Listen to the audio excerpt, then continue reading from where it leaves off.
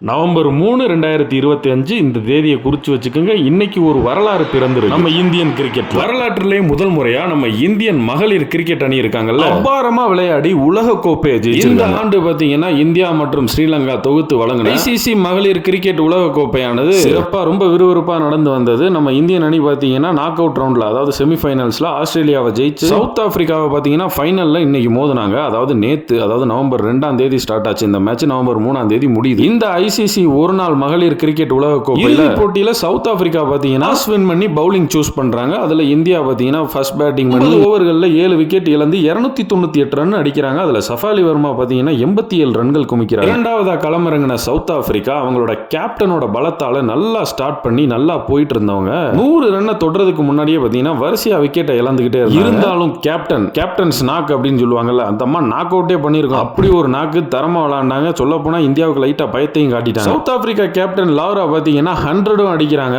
அவங்க அவுட் ஆகுற வரை இந்தியாவுக்கு சின்ன பதட்டம் இருந்துகிட்டே இருந்துச்சு, எங்க நம்ம தோல்வியை தழுவிடுவோமோ. அப்படி அனல் வேகத்துல போயிட்டு இருந்தவங்கள இங்கிட்டு புயல் மாதிரி பாத்தீங்கன்னா தீப்தி சர்மா வந்து பாலை போட்டு கேப்டன் லாராவை 101லயே தூக்கிடுறாங்க. அங்கேயே மேட்ச் பாத்தீங்கன்னா 95% அடுத்த ஒரு சில ஓவர்கள்ல இந்தியா அவங்களோட வெற்றியை கன்ஃபார்ம் பண்ணிடுறாங்க. 46வது ஓவர்லயே ஆல் அவுட் பண்ணி இந்தியா பாத்தீங்கன்னா அபாரமா வெற்றி அடைகிறாங்க. தீப்தி சர்மா 5 விக்கெட் இந்த மேட்ச்ல. உண்மையிலே இந்த மேட்ச் ரொம்ப தரமா இருந்துச்சு. இந்த 2025 உலக கோப்பையை ஜெயிச்சு கொடுத்த நம்ம இந்திய கிரிக்கெட் அணியில் விளையாண்ட அம்பட்டு பெண்களுக்கு நம்மளோட மனமார்ந்த வாழ்த்துக்களை சொல்லிக்கிட்டு, அதே மாதிரி நின்று விளையாண்டுட்டு போன அந்த கேப்டன் லாரா 2 சைடு பேட்டிங் பண்ற இடத்துல ஒரு எண்டில் அவுட் ஆகிக்கிட்டே இருந்தாலும் நான் நின்று எப்படியாவது ஜெயிக்க வைக்கிறேன்னு நின்றாக பாருங்க அந்த சவுத் ஆப்பிரிக்கன் கேப்டன் லாரா. உண்மையிலே அந்த அம்மா மாசு. ஃபைனல்ல எப்படியாவது ஜெயிக்க வச்சு போடணும்னு அந்த அம்மா போராடினாங்க, இருந்தாலும் முடியல. இந்திய அணி பவுலிங்ல செம்மையா பண்ணிவிட்டாங்க. 2 அணியுமே நல்லா விளையாண்டாங்க. 2 அணிக்குமே வாழ்த்துக்கள். இருந்தாலும் வரலாறு, நம்ம இந்திய மகளிர் கிரிக்கெட் அணி முதல் முறையா வேர்ல்டு கப் ஜெயிக்கிறாங்க. மனமார்ந்த வாழ்த்துக்கள்.